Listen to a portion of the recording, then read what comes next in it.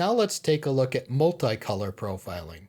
As previously mentioned, i1Profiler supports profiling printing systems that use CMYK with up to 4 additional colors. The profiling workflow is very similar to what we have already seen for both RGB and CMYK printers. The main difference is in the test chart creation.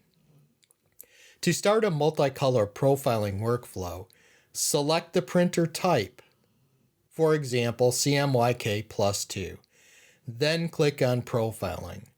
The software will again guide you through all of the steps.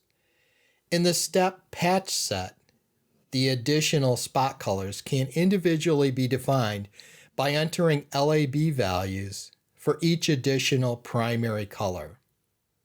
Please note, the LAB values do not need to be entered exactly. They are only used for the color chart preview on screen. The generation of tonal steps in every color channel of the chart is independent from the entered LAB values. Then, the chart can be laid out according to the desired measurement instrument, print paper size, etc.